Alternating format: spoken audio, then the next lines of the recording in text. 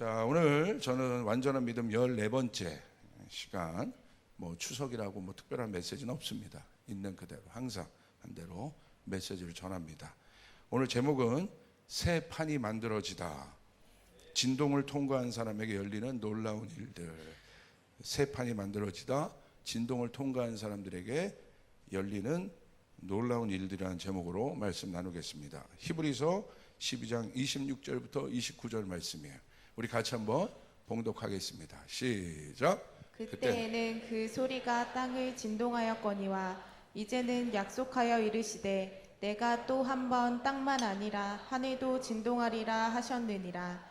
이 또 한 번이라 하심은 진동하지 아니하는 것을 영존하게 하기 위하여 진동할 것들 곧 만드신 것들이 변동될 것을 나타내심이라.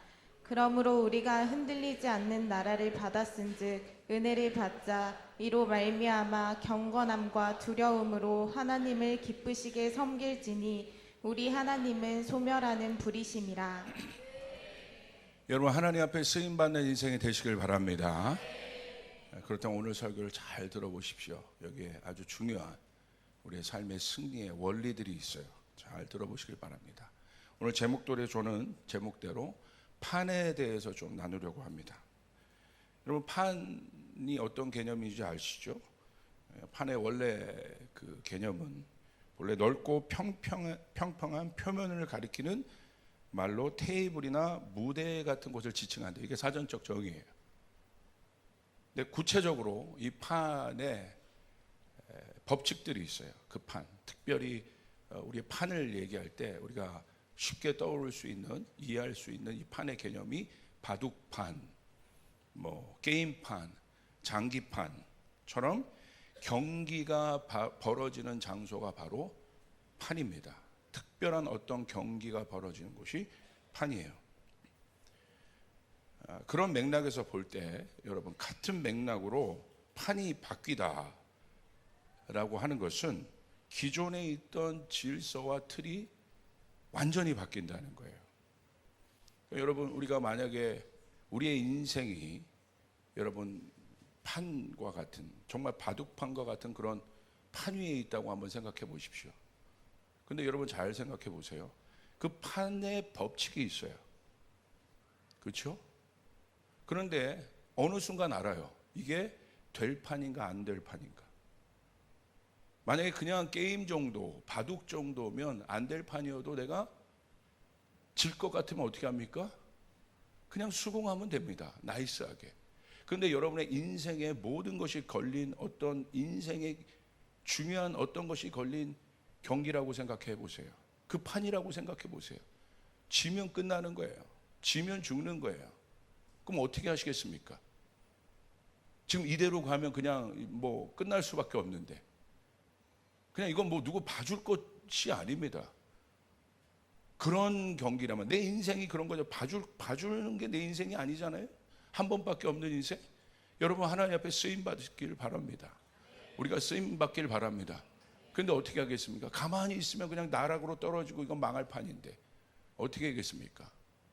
그리고 그 판의 룰들이 부정직한 판이라면 어떻게 하겠습니까? 내가 이거 둬도 소용없는 판이라고 하면 여러분 어떻게 하겠습니까? 뒤집어 버려야 되는 거예요. 새 판을 만들어야 되는 거예요. 이게 어떤 의미인지 여러분 한번 생각을 해보세요. 판을 지배하는 규칙이 있습니다. 다른 말로 패러다임이라고 하죠. 또 우리의 그것에 대한 우리가 이해가 운영 체계가 있어요. 법칙이라고 말할 수 있습니다. 그 판에 있으려면 그 판의 체계에 맞춰야 합니다. 그래서 그런데 판이 바뀌는 시점이 있는데, 그것은 기존의 패러다임과 운영체계의 법칙 자체가 바뀐다는 거예요. 그게 판이 바뀐다는 거야. 와, 내가 이거 판이 바뀌었네? 그건 그냥 상황이 바뀐 정도가 아니라 아예 운영체계 자체, 패러다임 자체가 완전히 변해됐다는 것을 이야기합니다. 그렇기 때문에 판이 바뀔 때 중요한 것은 변화된 판에 있어야 돼요. 여러분의 인생이 변화된 판, 그 변화된 판은 생명의 판, 승리의 판에 여러분의 인생이 있기를 바랍니다. 여러분의 모든 것들이 읽기를 바랍니다. 왜 이게 중요하냐? 그 새로운 판으로 내가 옮겨가지 않으면, 망할 판에 있으면 아무리 내가 어떤 노력을 해도 여러분 무용지물이라는 걸 소용없어요. 판 자체가 망할 판이기 때문에, 그 안에 있던 법칙 자체가 망할 법칙이기 때문에, 또 이 시대와 앞으로의 어떤 것들에 적용되지 않는 그런 뭐 구시대와 같은 원리와 법칙이라면 그 판은 망할 판인 거예요. 여러분 이게 어떤 개념인지 한번 잘 생각해 보세요. 제가 그 사진을 하나 보여드릴게요. 아이폰과 2G 폰이 있습니다. 한번 보여주십시오. 자, 옛날에 우리 2G 폰을 썼어요. 그리고 지금은 벌써 아이폰 16까지 최신종 기종이 나왔습니다. 둘 다 전화기입니다. 그런데 스티브 잡스라는 사람이 나와서 핸드폰의 개념을 바꿔버렸어요. 뭘 바꿨습니까? 우리가 알고 있었던 그냥 문자 보내고 전화 보내는 것이 예전에 우리가 갖고 있었던 2G 폰이에요. 근데 스티브 잡스라는 사람이 나와서, 이 사람이 혁신가라는 얘기를 듣잖아요. 뭘 바꿉니까? 판을 바꿔버린 거예요. 그러니까 2G 폰이 아무리 좋아도 이 아이폰 16에 있었던 어마어마한 기능들, 또 여러 가지 또 법칙들이 있지 않습니까? 이 2G 폰에 적용이 안 됩니다. 그리고 이 2G 폰에서 아무리 어떤 노력을 해도 이 아이폰 16, 이 최신종 기종에 여러분 적용이 안 돼요. 이 개념을 잘 아셔야 돼요. 노력을 해도 안 된다는 건 노력의 문제가 아니라는 거예요. 이 2G 폰을 뭐 여기다가 뭐 다이아몬드를 붙이고 뭘 해도 2G예요. 판 자체가 2G 폰이니까. 이 개념이 중요한 거예요. 우리가 어떤 판에 있는가. 제가 기도하는데 주님께서 느닷없이 지난주에 그런 마음들, 감동을 주셨어요. 어떤 감동을 주셨냐면, 이젠 판을 바꿀 것이다. 할렐루야. 판을 바꿀 것이다. 그런 감동을 저한테 이렇게 확 주셨어요. 여러분 제가 이거 뭐 번외 이야기지만, 이번에 제가 국가인권회 인사청문회 하는 걸 보더라도 제가 목사지 않습니까? 그리고 기독교인이지 않습니까? 그런 관점에서 제가 그걸 봤어요. 그렇게 볼 수밖에 없죠. 제 세계관이 그런 세계관이니까, 성경적 세계관이니까. 우리 믿는 사람들이 그 세계관을 갖고 살지 않습니까? 그런데 여러분, 제가 요번에 그 청문회 인사청문회 대상으로 나왔던 그분을 전 잘 몰라요. 근데 제가 보니까 그분이 크리스찬 같아요. 그리고 그분의 어떤 신념과 그분의 세계관과 어떤 것들이 있어요. 그런데 여러분, 모 당에서, 저는 그 당을 뭐 비방하고 그럴 마음도 없어요. 그런데 뭘 갖고 얘기합니까? 어떤 국회의원이, 저 국회의원의 배경을 알거든요. 신학을 한 사람이에요, 그 사람. 그런데 뭘 묻습니까? 창조론을 갖고, 창조론을 이분이 믿고 있는다고 여러분 그걸 갖고 인격적 모독을 해요. 탈레반이라고 얘기합니다. 여러분 보세요. 뭐 다른 거는 오직 뭐 털 게 없으니까 그거 갖고 턴 것 같아요. 다른 부동산 이런 거 있지 않습니까? 자녀 문제 그런 이슈는 나오지도 않잖아요, 그분한테는. 그런데 뭘 갖고 얘기해요? 예전에 이분이 어디에 가서 간증을 한 것 같아요. 간증할 수 있죠. 여러분, 우리가 어떤 경제인이 어디 교회 가서 간증할 수 있죠. 어떤 정치인이 어디 교회 가서 간증할 수 있죠. 그 간증은 뭡니까? 이것과 상관없는 거예요. 이분의 어떤 믿음이고 신념이에요. 근데 그게 왜 여기에 연결이 되냐 이 말이에요. 자, 이건 신앙을 떠나서 한번 생각을 해보세요. 신앙을 떠나서 그냥 우리가 믿지 않는 사람의 입장에서도 자유민주주의 안에서 그건 이분의 어떤 신념입니다. 이분의 세계관이에요. 근데 그것이 인사청문회에서 당신이 창조론을 믿는다고, 그것이 비과학적이라고 여러분 면박을 주면서 얘기하니까 이분이 뭐라고 얘기하냐면, 진화론은 그런 과학적이냐는 거야. 진화론의 연결고리가 그거 비과학적인데 그건 과학이냐는 거예요. 그러니까 뭐라고 얘기하냐면, 미국에서 모 학술 대회에서 그런 것들이 1960년대 70년대 통과됐다는 거예요. 이런 무식한 얘기를 해요. 여러분, 제가 우리나라에 살면서 이런 걸 갖고 핍박을 받아? 그런 시대가 되었어? 우리 아이들이 살아갈 미래는 어떤 세대가 될까? 신앙을 갖고 우리 아이들이 어떤 세상 속에서 살아갈까? 구체적으로 제가 질문이 나오더라고요. 이건 뭐 물밑에 있었던 그런 이야기도 아니고 저 변방에서 여러분 가십처럼 떠도는 얘기도 아니고 온 국민이 지켜보는 청문회 공식적인 방송 안에서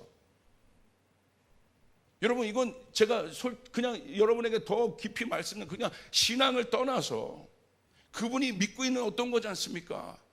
그리고 어디 교회 가서 간증한 게 그게 왜 잘못입니까? 왜 그것을 소환시켜서 여기에 이분의 어떤 것과 연결을 합니까? 예를 들어 이분이 뭐 다른 뭐 재산의 문제나 아니면 또 부정부패 문제나 이런 것들이 결격 사유가 있으면 그거는 우리가 충분히 뭐 볼만하고 검증해야 되는데 왜 그것이 검증의 단계가 되어서 온 국민이 보는 앞에서 면박을 받아야 됩니까? 여러분 어떻게 생각하세요? 우리가 어떤 판에 있습니까 지금? 이 나라가, 이 정치가, 이 경제가 우리의 관점에서 볼 때 이게 될 판이겠습니까? 우리는 성경의 판에 있어야 되는 거예요. 우리 말씀의 판에 있어야 되는 거예요. 할렐루야. 아멘. 이런 시대가 되었구나. 그런 생각들이 들더라고요. 여러분이 속한 경제판은 어떻고 정치판은 어떻고 교육의 판은 어떻습니까?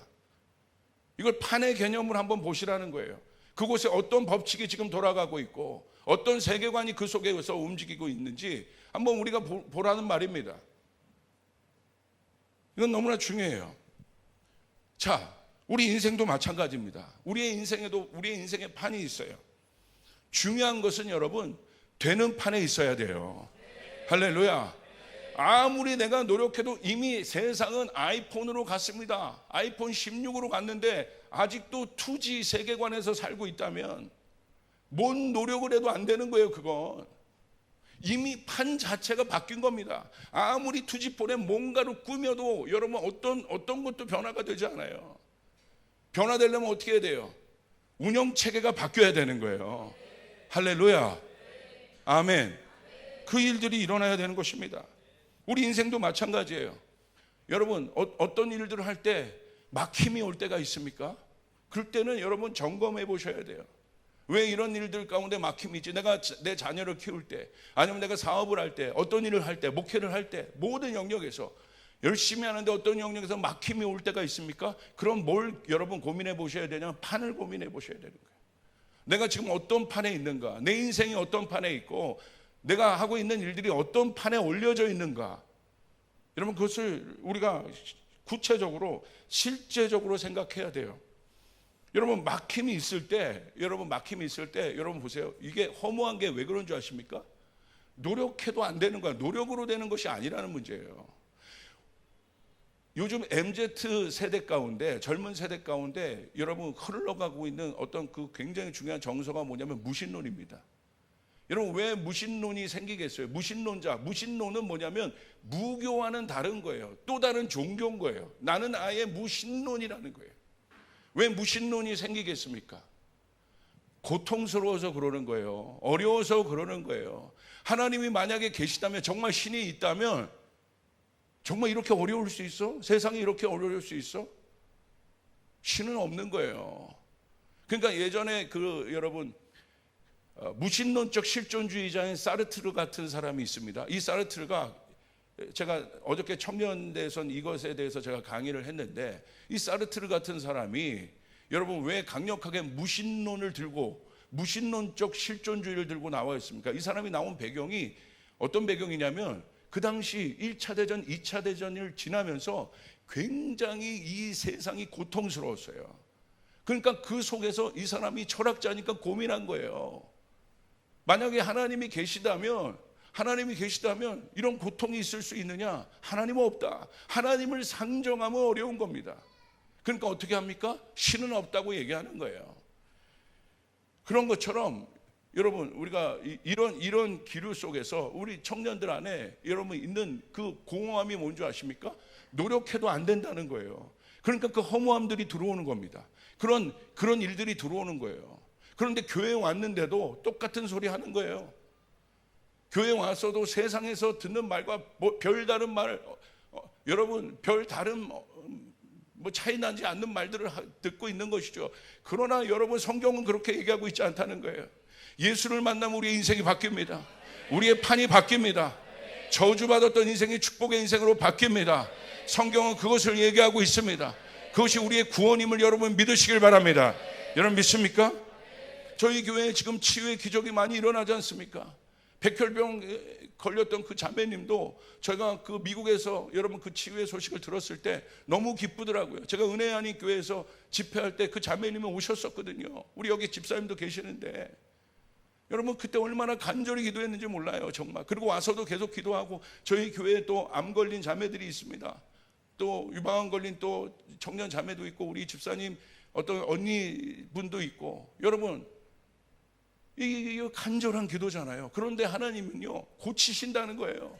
치유하신다는 거예요. 여러분 믿으시면 아멘 하시길 바랍니다. 왜? 우리는 어떤 판에 있습니까? 하나님이 주관하시는 판에 있단 말입니다. 하나님이 역사하시는 판에 있단 말입니다. 할렐루야. 그래서 두 종류의 막힘이 있습니다.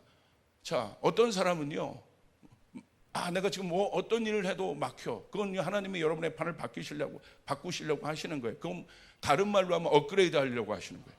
운영 체계를 바꾸려고 하시는 것입니다. 그런데 어떤 사람은 심판에 여러분 판이 있어요. 그냥 거기 있으면 망하는 거예요. 소돔과 고모라처럼. 그러니까 하나님은 뭘 주시는 겁니까? 그 사람에게 기회를 주시는 거예요. 분별해 보셔야 돼요. 내가 업그레이드 되는 그 막힘이냐, 내 막힘이, 아니면 내가 지금 이대로 가면 나 망할 것 같다는 생각이 아무래도 내가 있었는데, 내 삶이 소돔과 고모라와 같았는데, 이거 아니구나, 이거 하나님이 나에게 경고하시는구나. 할렐루야. 그건 여러분이 질문해 보셔야 합니다. 근데 제가 믿기로는 하나님이 저희 교회는 그 다음 단계로 우리를 업그레이드 하시는 거예요. 할렐루야. 아멘. 판을 바꾸라는 얘기입니다. 우리가 향동교회로 가면 우리의 판이 바뀌어야 합니다. 우리의 운영체계가 바뀌어야 합니다. 여러분 보세요. 100명, 200명, 300명 있을 때의 운영체계와 저희 교회가 1000명 가까이 되는 운영체계가 어떻게 같냐고요. 리더십들은 생각을 하셔야 돼요. 200명, 300명, 100명, 50명 있을 때 운영체계와 1000명이 될 때의 운영체계가 어떻게 같습니까? 판이 바뀌어야 합니다. 할렐루야. 생각이 바뀌어야 합니다. 아멘. 이게 중요한 것입니다. 구원도 그와 같은 원리예요. 우리의 인생의 판이 바뀌는 것입니다. 여기 영적인 원리가 있어요.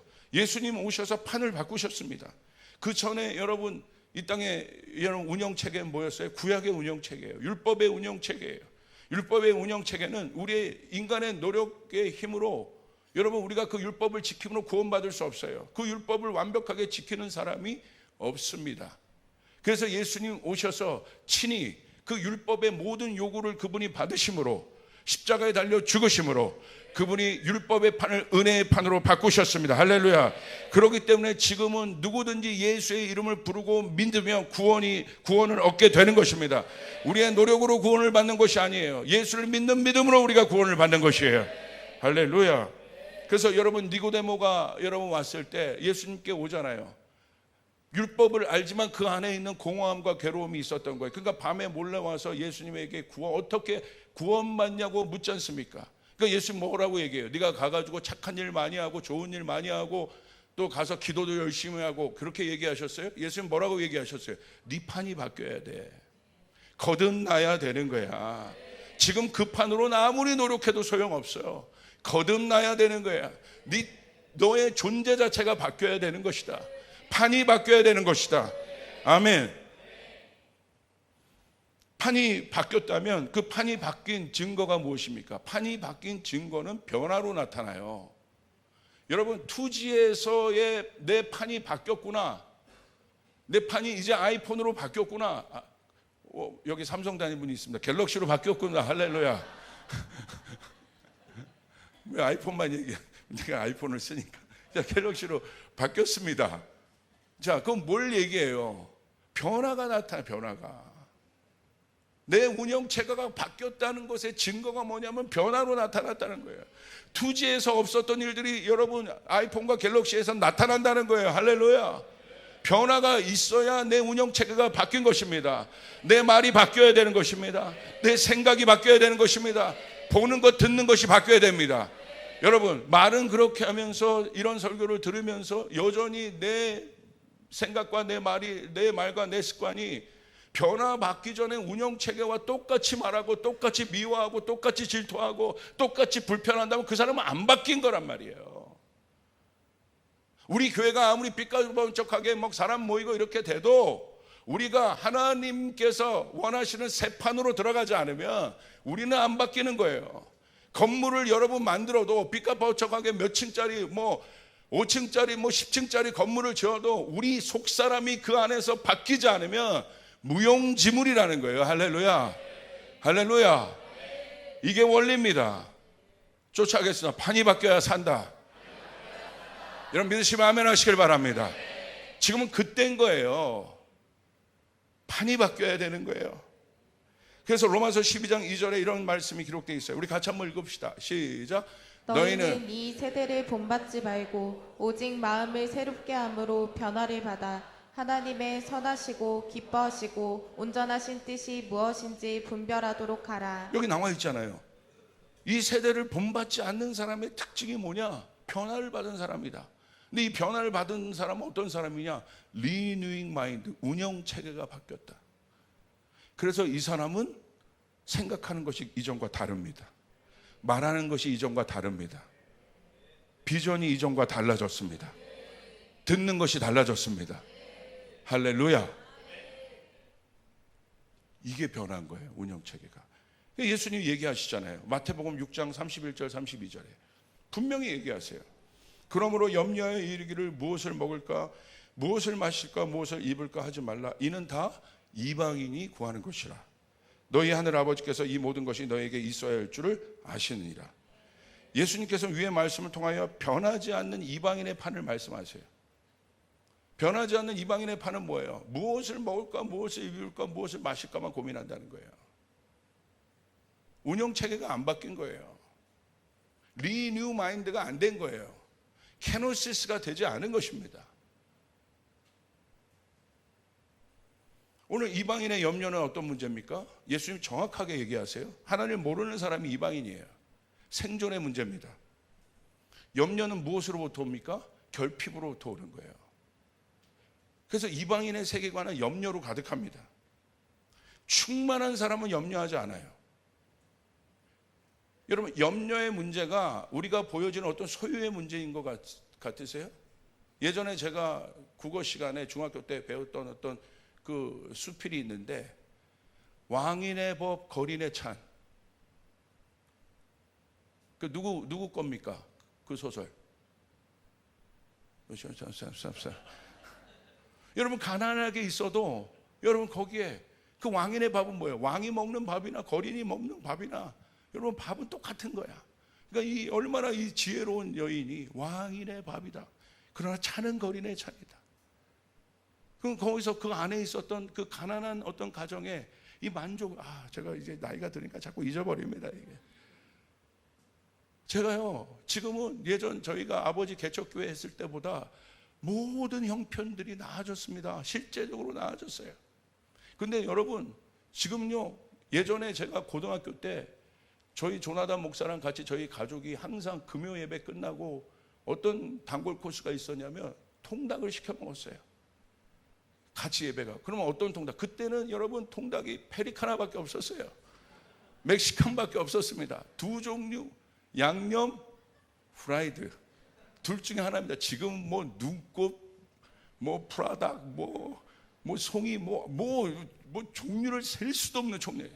여러분 통닭이 얼마나 많은지. 그 전에는 시장 통닭이었고. 그러면 이제 여러분 금요 예배가 끝나면 저희 아버지 개척교회니까 우리 예배 끝나고 사람도 많이 없었죠. 다 가신 후에 저희 가족들이 모여서 할머니가 쏘실 때가 있어요. 그럼 할머니의 쌈짓돈이 여기서 나오는 겁니다. 손주들 위해서. 그럼 가서 이제 페리카나, 양념 하나, 프라이드 하나 이렇게 딱 시켜오면 여러분 그 닭이요 얼마나 맛있는지. 그 닭다리가 몇 개입니까? 식구는 5명인데 닭다리는 몇 개예요? 2개예요. 그럼 누가 먹겠어요? 할렐루야. 용기 있는 자가 먹는 겁니다. 조나단 목사가 예전에도 여러분 우리가 뭐 없잖아요. 그럼 조나단 목사가 예를 들어서 뭘 같이 둘이 누가 봐 이런 걸 둘이 사 먹으면 형인 제가 빨리 먹어요. 그러면 동생은 그거 아껴 먹습니다. 그럼 제가 그걸 막 아껴 먹어요. 그거 뭐 넉넉하지 않으니까 그거 하나 사가지고 아껴 먹어. 그럼 제가 뭐라고 하냐면 한 입만. 한 입만 합니다. 한 입만 해요. 그러면 또 조나단 목사가 마음이 약해요. 그럼 그거를 한 입을 줘요. 제가 하도 그럼 제가 어떻게 합니까? 이게 누가 말하면 한 입을 여기가 누가 말하면 여기까지 먹는 거예요. 그러면 여기까지 먹으면 요만큼 남잖아요. 그럼 조나단 목사가 보고 그런데요, 지금 누가바를 10개를 더 먹을 수 있어요. 그 맛이 안 나요. 그러니까 여러분, 이방인들은요, 이게 모든 사람들이 이 염려가 해결되는 것이 소유의 어떤 채워짐으로 해결된다고 생각해요. 그리고 이건 영혼의 문제입니다. 그런데고 해결되는 게 아니란 말이에요. 여러분, 그 중화요리왕이라는 여러분 만화가 있어요. 중화요리왕이라는 만화가 있어요. 제가 만화책을 좋아했어요. 그럼 이 중화요리왕 마지막에 대회를 하는 거예요.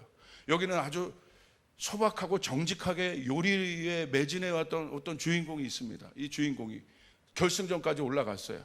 그리고 그 옆에는 여러분 빛깔번쩍한 그 요리 학교에서 여러분 공부했던 정말 어마어마하게 잘 나가는 상대편이 있어요. 그냥 여기는 뭐 모든 것 막 도구 자체도 칼도 뭐 몇십 종류고 여기는 뭐 한두 개밖에 없고 그런 두 사람이 이제 결승에 올라왔습니다.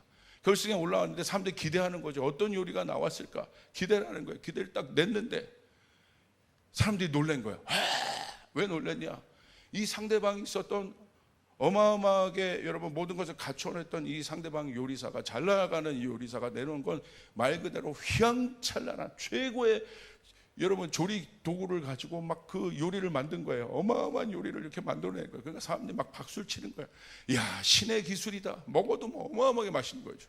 드디어 상대방 우리 주인공의 여러분 요리를 딱 이제 덮어놨던 요리를 딱 열었는데 사람들이 놀라는 거예요. 경악을 하는 거예요. 왜? 결승전인데 볶음밥을 내놓은 거예요. 그냥 아무 양념도 없는 그냥 계란으로만 볶은 볶음밥. 그 사람들이 이게 뭐야? 근데 여러분 심판이 딱 들어갑니다. 여기서 막 칭찬했잖아요. 이건 뭐 기대도 없죠. 근데 심판이 그 중화요리 볶음밥을 딱 먹는 순간 심판이 갑자기 우는 거예요. 어머니, 어머니, 어머니 그러는 거예요. 여기는 휘황찬란한 맛이지만 이 맛은 뭐예요? 한 번도 자기가 그렇게 그리웠던 어머니의 맛이. 할렐루야. 제가 그걸 보면서 막 울었어요. 할렐루야. 어머니, 어머니. 뭘 얘기하다 여기까지 갔어요. 할렐루야. 자, 그러니까 여러분 우리가 뭘 생각하냐면 아까 얘기한 염려. 우리가 잘 그러니까 예수님이 얘기하는 거예요. 이방인들은 다 그렇게 생각한다고. 무엇을 먹을까, 무엇을 마실까, 무엇을 입을까 염려. 내 자녀를 위한 염려도 그거잖아요. 너 커서 뭐 되려는 거야. 여러분 뭐가 된다는 게 왜 그게 중요해요. 그럼 뭐 되려는 거에 보면 우리 한국 사람들의 모든 부모님들은 딱 정해져 있어요. 판사, 검사, 뭐 변호사, 의사. 직업이 얼마나 많은데 그걸로 끝내요. 이게 한국 어머니들이에요. 판사, 검사, 변호사, 그 다음에 의사, 목사 없습니다. 간사 없습니다. 선교사 없지요. 같은 사자인데. 저희 딸이 아빠 저 남자친구가 있는데 그래 직업이 뭐니? 조이풀교회 간사래. 할렐루야. 근데 여러분 그렇잖아요. 그 모델내가 뭐가 중요한 거예요. 꿈이 뭐냐가 중요하고 비전이 뭐냐가 중요한 것이지. 할렐루야. 여러분 근데 이게 이방인들의 세계관이라는 거예요. 그 판에 있기 때문에 부자여도 만족이 없고 권력자가 되어도 염려합니다. 왕이어도 비교당하고 질투합니다. 그게 누굽니까? 사울 왕이에요. 왜 그렇습니까? 망할 판에 있기 때문에. 그래서 하나님이 어떻게 했어요? 사울이 있으면 안 되겠다. 그래서 어떻게 했습니까? 다윗을 세워서 판 자체를 바꿔버리세요. 할렐루야. 지금은 그때란 말입니다. 지금은 그때예요. 이 시대를 분별하셔야 돼요. 여러분 될 판 위에 있어야 되는 거예요. 여러분의 인생이 될 판이 있어야 되는 것이에요. 그건 성경이 말하는 판입니다. 복음의 판입니다. 믿으시면 아멘 하시길 바랍니다. 그렇기 때문에 하나님의 자녀는 다른 차원, 다른 생각을 합니다. 에베소서 1장 18절 19절 우리 같이 한번 읽어볼까요? 시작. 너희 마음의 눈을 밝히사 그의 부르심의 소망이 무엇이며 성도 안에서 그 기업의 영광의 풍성함이 무엇이며 그의 힘의 위력으로 역사심을 따라 믿는 우리에게 베푸신 능력의 지극히 크심이 어떠한 것을 너희로 알게 하시기를 구하노라. 바울이 얘기하는 거예요. 판이 바뀌었다. 그러니까 우리의 눈이 띄어져서 부르심의 소망이 무엇인지를 알게 한다. 한 번도 그런 생각을 안 했는데 부르심의 소망이 무엇인가? 그리고 성도 안에서 그 기업의 영광의 풍성함이 무엇인가? 예전에는 내가 무엇을 먹을까 마실까 입을까, 왜 그렇습니까? 이방인의 판에 있기 때문에, 하나님을 모르는 판에 있기 때문에.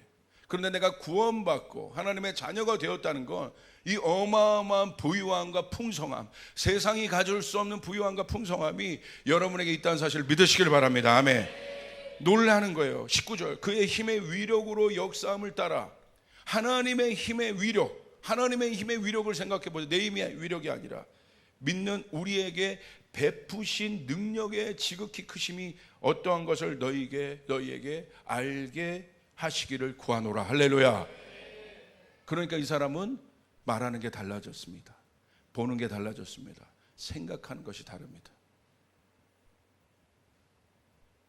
그렇기 때문에 여러분, 우리 교회가 여러분 주님께서 주셨던 비전, 이 105배, 그것은 판을 바꾸신 거란 말이에요. 우리의 세계관, 내가 그냥 교회 다니면서 왔다 갔다 하고 그 정도 차원이 아니라 하나님 나와 우리 가정을 써주셔서, 우리 일터를 사용하여 주셔서 조이풀이 아니라 하나님 나라가 확장되는 것을 보게 하여 주셔서. 할렐루야. 그러니까 여러분, 우리 나간 우리 지체들, 또 여기 있었던 모든 지체들을 축복하고, 우리 교회가 아니더라도 어려운 교회들, 작은 교회들을 우리가 돕는 것이고. 할렐루야. 우리가 어려우면 여러분, 우리도 이렇게 여러분 하기도 어려운데, 우리도 물론 어렵습니다. 너무 풍족하지 않아요. 그럼에도 불구하고 여러분, 우리가 그 일들을 하려고 하는 이유는 무엇입니까? 판이 바뀌었기 때문에. 아멘. 그래서 여러분, 혁신보다 강한 개념이 판의 개념이에요. 지금 미래는 혁신가들이 바꿨어요. 판을 바꿨어요. 스티브 잡스 같이. 혁신은요, 이런 개념이에요. 혁신은 기존 있는 것에서 무엇인가가 좀 나아진 겁니다. 더 나아진 변화를 얘기해요. 근데 판은 나아진 변화로 안 된다는 거예요. 이제 체계 자체가 바뀌어야 된다는 거예요. 여러분, 우리 교회 가운데 그 일들이 일어나야 합니다. 예루살렘의 판과 똑같은 교회인데 예루살렘의 판으로는 이방인을 담아내지 못했어요.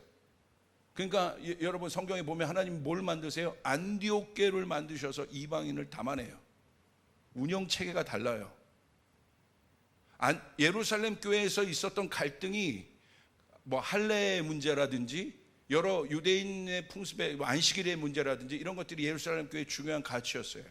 그런데 안디옥 교회에서 이방인들은 그걸 모른단 말이에요. 그들을 받아들이려면 어떻게 해야 됩니까? 사도행전 15장의 회의를 통해서 하나님의 판을 바꾸신 거예요. 그래서 안디옥 교회를 세우심으로 이방 선교를 완성하고 하신 것입니다. 오늘 우리 교회가 그 판이 바뀌어야 합니다. 기존에 있었던 모든 판들이 바뀌어야 돼요. 예배팀의 판이 바뀌어야 합니다. 각 부서들의 판이 바뀌어야 합니다. 아멘. 기존 질서로 안 된다는 거예요. 바뀌어야 합니다. 그렇다면 이 새로운 판은 어떻게 만들어질까요? 여기까지 이제 여러분 질문을 던졌습니다. 이 새로운 판은 어떻게 만들어질까요? 자, 새롭다의 개념은 뭐냐면, 성경적인 개념은 옛 것과 완전히 다른다는 거예요. 옛 것에서 더 나아진 개념이 새롭다의 개념이 아니라는 거예요. 완전히 다른 차원을 얘기합니다. 여러분, 육의 생각과 혼의 생각으로는 영의 생각을 이해할 수 없습니다. 달라요. 완전히 다른 거예요. 고린도전서 2장에 그래서 바울이 얘기한 거예요. 하나님의 생각, 이 신령한 생각을 여러분 세상이 이해할 수 없고 알 수도 없다고 얘기하고 있는 거예요. 오직 신령한 자, 성령 충만한 자만이 하나님의 생각을 이해할 수 있다고 얘기하는 것이에요. 완전히 다른 것을 얘기합니다. 그런데 새 판이 일어날 때 그럼 어떤 일이 일어나냐? 여러분 주목을 하세요. 새 판이 일어날 때 진동을 통해서 새 판이 바뀌어요. 그냥 바뀌지 않습니다. 하나님 반드시 진동을 일으키세요. 왜 진동을 일으키십니까? 성경에서 말하는 shaking, 진동의 개념은 무엇입니까? 성경에서 말하는 진동, 여러분의 삶에 진동이 있습니까? 지금 한국 안에 진동이 있습니까? 온 세계 안에 지금 진동이 있습니까? 지금 미국은 판이 바뀌는 지금 시점에 있어요. 그러니까 진동이 있는 거예요. 대선이 있잖아요. 판이 바뀌는 거예요. 실제적인 문제인 거예요. 여러분 삼성도 벌써 여러분 반도체 막 밀렸다는 소리가 나오대요. 대만에. 그러니까 여러분 CEO들이 지금 비상경영 선포하고 뭐 하는 거예요?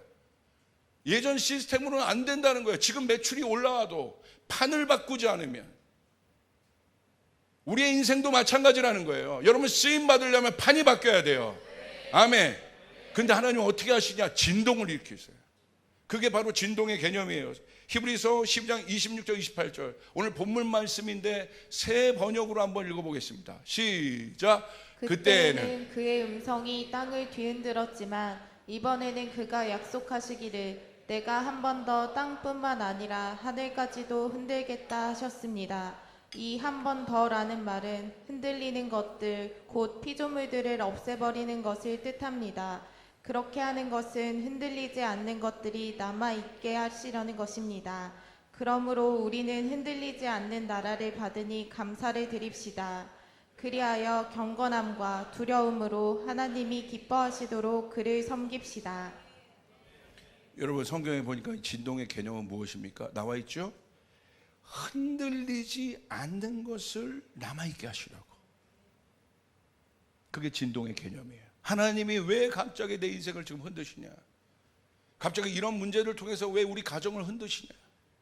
왜 이런 일을 통해서 지금 이 나라를 흔드시냐?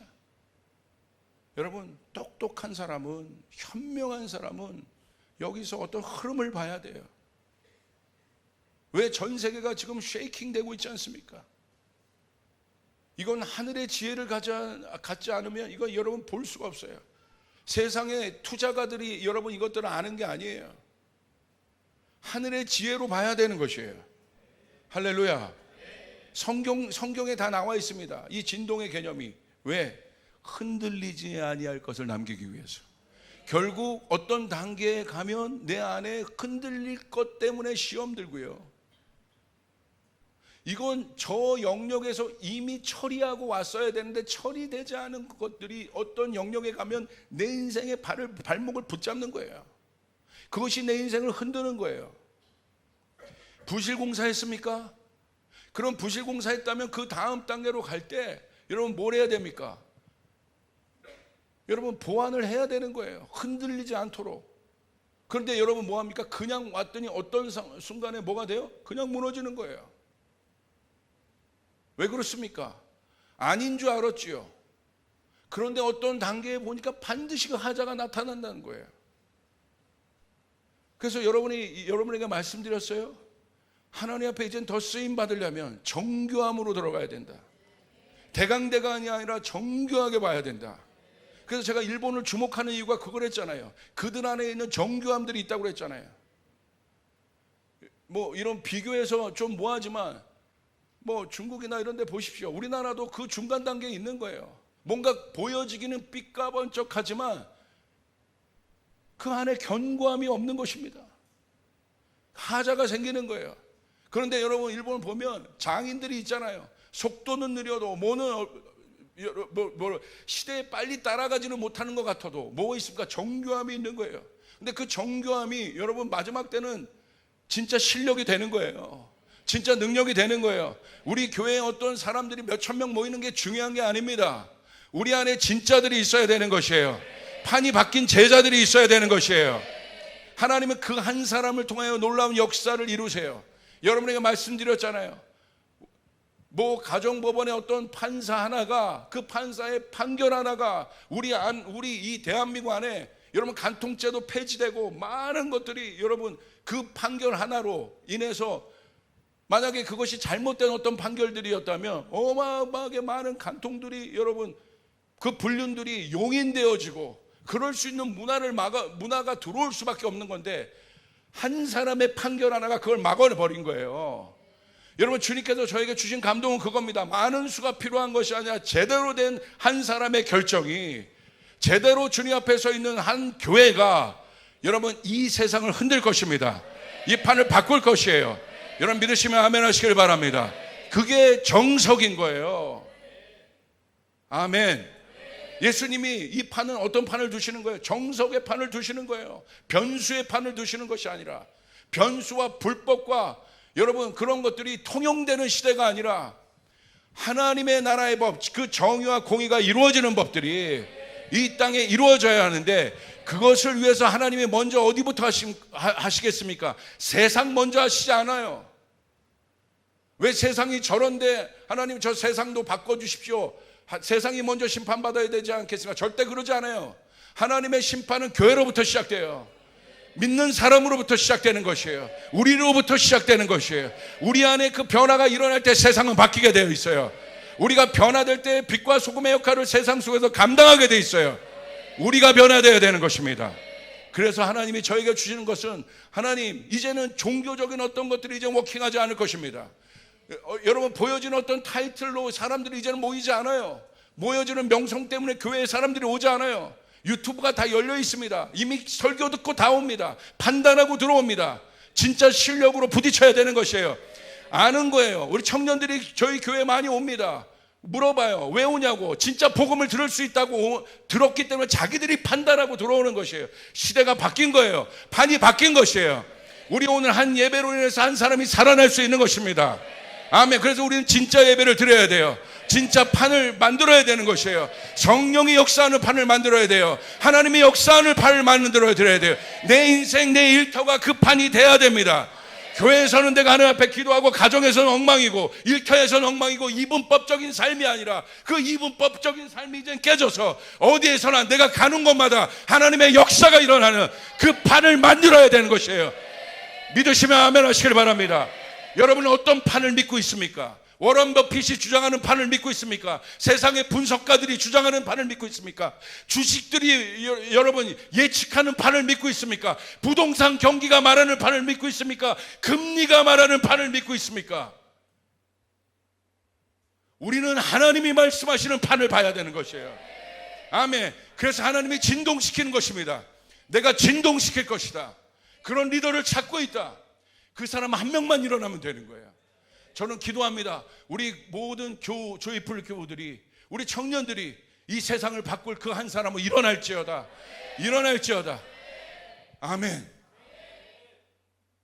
아멘. 그렇기 때문에 하나님이 진동을 시키는 거예요. 왜 내 삶에 진동이 있지? 아, 이거구나. 이거구나. 이거 바꾸라는 거구나. 이거 변화하라고 하는구나. 오늘 제 설교에 여러분이 도전이 된다면 아멘 하시겠어요? 아멘.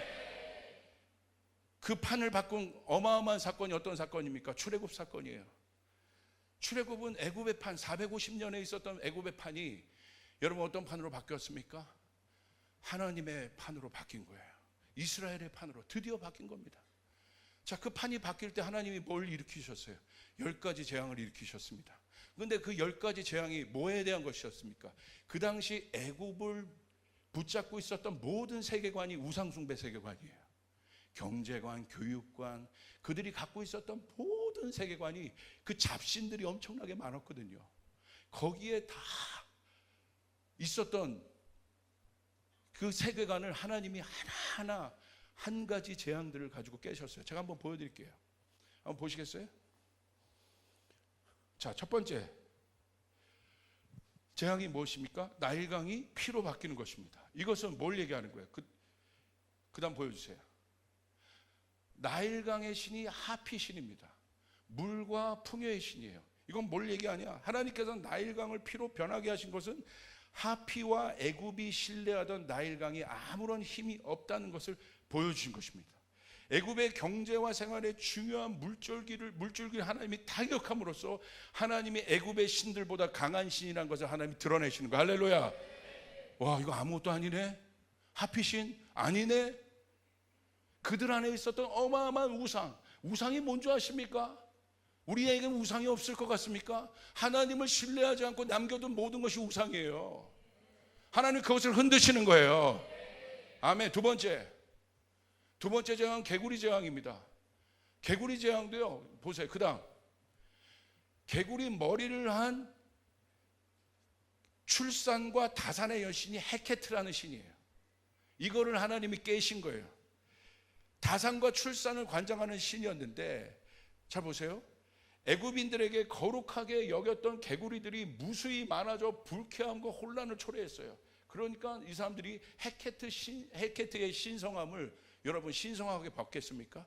야, 이렇게 짜증나는데 이게 뭐야 개구리가. 예전에 그 개구리 숭배했다니까요. 다산의 상징으로. 하나님은 그것을 깨신 거예요. 그 판을 깨신 겁니다. 우리 안에 있는 헤케트는 무엇입니까? 그 다음 세 번째 재앙 이 재앙입니다. 이것은 어떤 신에 대한 심판이냐. 그 다음 땅과 티끌을 관장하는 신이 게부예요. 근데 여러분 이것들이 땅의 티끌이 모세로 말미암아 이로 변하면서 이 땅을 주름 잡고 있어. 땅의 티끌이 이로 변했다는 건 얼마나 이게 고통스러운 겁니까? 이걸 하나님 통해서 대지의 신 게부가 아무런 힘이 없음을 보여주는 거예요. 모든 재앙마다 하나님의 뜻이 있는 거예요. 하나님 그것을 흔드시는 겁니다. 깨시는 겁니다. 게부 이거 아무것도 아니구만. 이거 아무것도 아니네. 애굽의 말숫살들도 이 재앙 앞에서 아무것도 할 수 없었습니다. 그 다음 파리떼 재앙입니다. 이건 어떤 신이냐? 여러분 이건 많이 아실 겁니다.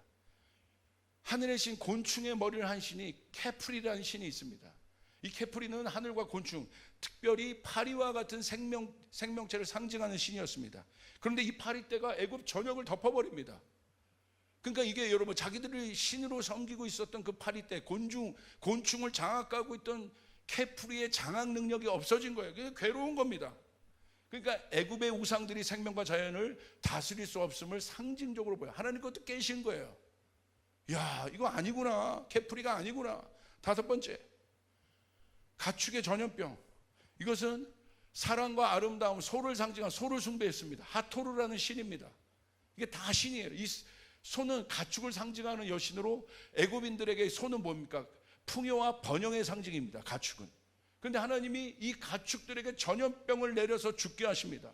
그러니까 하트로와 그와 관련된 우상들이 무역하구나. 이거 아무것도 아니네.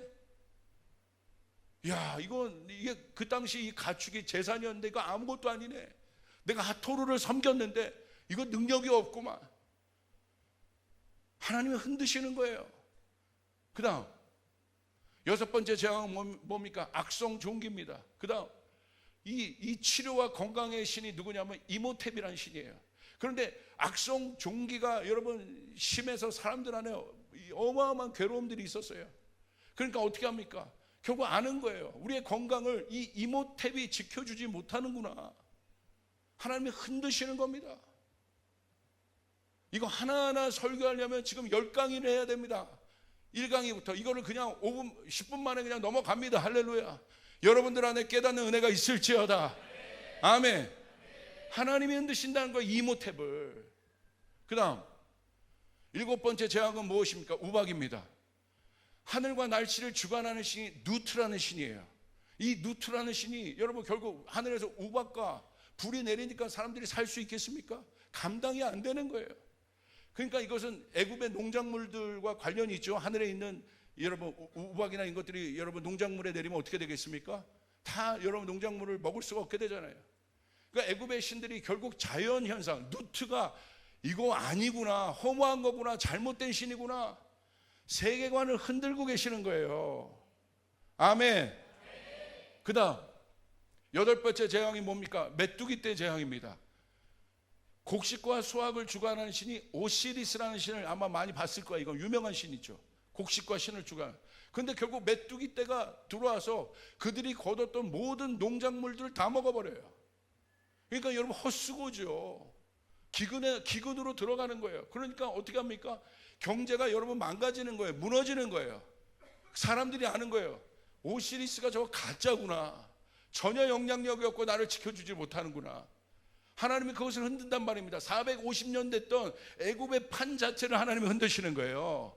그 다음 아홉 번째 재앙은 흑암입니다. 이거는 여러분 너무나 잘 알 거예요. 라라는 태양신. 이 태양신에 대해서도 할 말이 너무 많은데 여러분 이 가장 강력한 신이에요. 근데 이 태양신이 여러분 주관하고 있었던 저 하늘이 어떻게 됩니까? 애굽 전역에 3일 동안 짙은 흑암이 내려요. 그 사람들이 공포에 빠지는 거예요. 얼마나 어렵겠습니까? 얼마나 두렵겠어요. 그러니까 사람들이 어떻게 해요? 가장 자기들이 강력한 신으로 여겼던 라가 가짜구나. 이게 진동이에요. 하나님이 일으키시는 진동이에요. 진동을 통해서 하나님이 진짜를 일으키신단 말이에요. 우리 안에 흔들리지 않는 진짜를 일으키신단 말입니다. 아멘. 그 다음 마지막입니다. 10번째 저항, 장자의 죽음입니다. 이게 결정적이었죠. 이시스라는 신이에요. 여러분 잘 알고 있지 않습니까? 결국 여러분 파라오는, 그 당시 파라오는 파라오가 왕이란 뜻이에요. 그러니까 바로 왕은 잘못된 거예요. 왕, 우리나라로 번역하면 왕 그러는 거예요. 그냥 파라오인 거예요. 그 왕은 그 당시 어마어마한 거의 신의 혈통을 받은 존재로 여겨졌어요. 그런데 그 신의 혈통을 받은 파라오의 아들이 죽었어요. 끝나는 거예요. 하나님 마지막 결정적으로 여러분 마지막에 있었던 견고한 어떤 것들 딱 친 거예요. 보여지는 어떤 것들을 흔들어 버린 것입니다. 이것을 기점으로 어떻게 됩니까? 그 파라오 안에 있었던 저 사람도 저 존재도 무력한 존재구나. 하나님 그걸 흔드신 거예요. 그래서 이 재앙을 끝으로 이스라엘 백성들이 그 애굽의 판에서 나오게 됐다는 것이에요. 오늘 여러분 가운데 이 일들이 우리 가운데 제 안에 느끼는 감동은 여러분의 판이 우리의 판이 바뀌어야 돼요. 할렐루야. 아멘. 여러분 믿으시면 아멘 합시다. 우리의 인생을 주관하시는 분이 하나님이시다. 나의 경제적인 영역을 주관하는 분이 하나님이시다. 우리 대한민국의 모든 것을 주관하는 분이 하나님이시다. 여러분 믿습니까? 그래서 진동이 일어나게 되는 것이에요. 그 진동을 통해 흔들리지 않는 새 판이 일어나게 됩니다. 이스라엘 백성들이 애굽 밑에 있으면서 아무것도 아니었으나 그 진동을 통해서 그들이 하나님을 알게 됐고 하나님을 아는 사람이 되었고 약속의 백성이 되었고 약속을 따라가는 민족이 되었고 그들의 말이 달려졌고 그들이 듣는 것이 달려졌고 광야에서 그들이 훈련받고 안타까운 것은 그 훈련도 어마어마한 훈련이었지만 결국은 제가 느끼는 건 이제 우리 조이풀교가 그 다음 판으로 바뀌어야 돼요. 그 다음 판이 되어서 하나님 이 민족을 우리 가운데 주시옵소서. 교육계에 종사하고 있다면 여러분 이 교육계의 영역을 나에게 주시옵소서. 하나님의 정의와 공의가 세워지게 도와주시옵소서. 할렐루야. 우리 교육계에 있었던 어떤 자매가 저한테 와가지고 상담했어요. 그래서 제가 얘기했어요. 하나님이 그 자매의 실제적인 판을 바꾸셨어요. 기회다. 하나님이 너를 통해 놀라운 일들을 하실 것이다. 놀라운 일들을 하실 것이다. 우리 하나님이 새로운 비전을 그 자매에게 선포하게 하셨어요. 여러분 그 비전은 여러분 우리 교회 가운데 우리 교회뿐만 아니라 제가 느끼는 감동으로는 지난번 성령의 바람이 불어오길 기도했잖아요. 부산에서 여러분 어떤 우리 교회 지체가 이번에 부산으로 지금 친척집에 내려갔는데 어저께 저에게 보내왔어요. 그 DM 메시지를 보내왔는데 이번에 부산은행이 돈을 대가지고 그 교회에서 하는 행사를 연합 행사를 도왔다고 했잖아요. 거기에 막 시장도 오고 다 왔다고 했지 않습니까? 그런데 어떤 일들을 들었는 줄 아십니까? 부산은행이요 교회 대출을 해줬잖아요. 그런데 부산은행이 교회 모든 대출들을 실질적으로 이자율들을 내려줬다는 거예요. 할렐루야. 와 이런 일이 있어요. 그리고 뭐라고 얘기하냐면 더 내릴 거라고 얘기하고 있는. 이게 뭐죠 도대체? 일산은 없나요?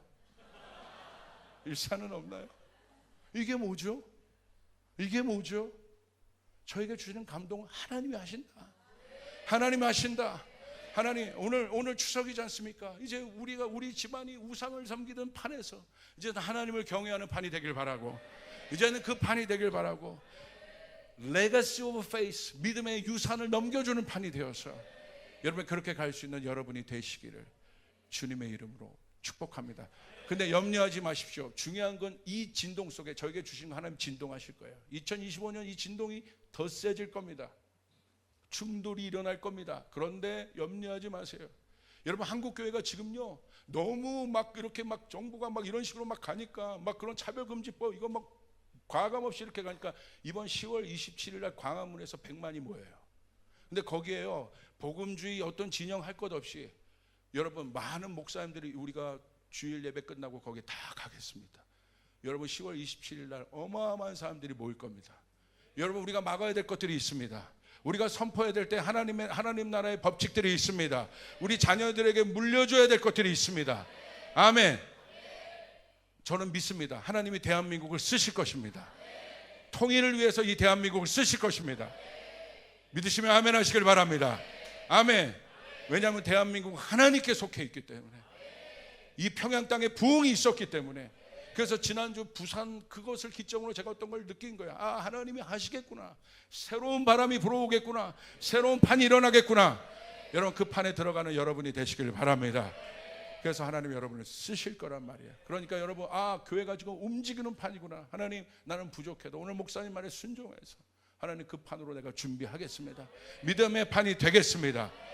할렐루야. 믿으시면 아멘 하시길 바랍니다. 그 판에 있을 때 마지막입니다. 여러분 어떻게 하시냐? 그 진동 속에서 고센 땅의 원리 한번 말씀 보여주세요.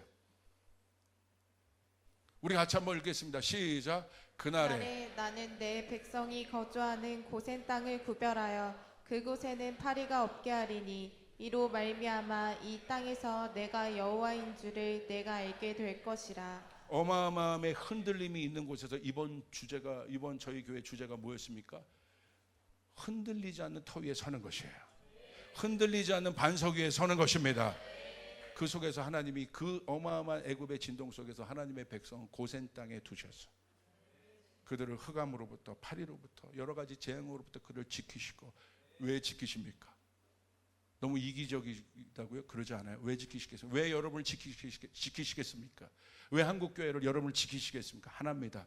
여러분이 새 판을 열 거기 때문에. 할렐루야. 망할 판을 닫고 새로운 판을 열기 때문에, 축복의 판, 은혜의 판을 열 것이기 때문에. 그래서 여러분 한 분 한 분은 소중한 것이고, 여러분의 자녀들은 소중한 것이고, 여러분의 한 걸음 걸음들은 소중한 것이고, 여러분의 일상은, 여러분의 한 시간들은 소중한 것입니다. 여러분 이 비전으로 나가시길 바랍니다. 하나님, 부족하지만 그렇게 써주시옵소서. 사용하여 주시옵소서. 믿으시면 아멘 하시길 바랍니다. 우리 주님께 영광의 박수 올려드리겠습니다.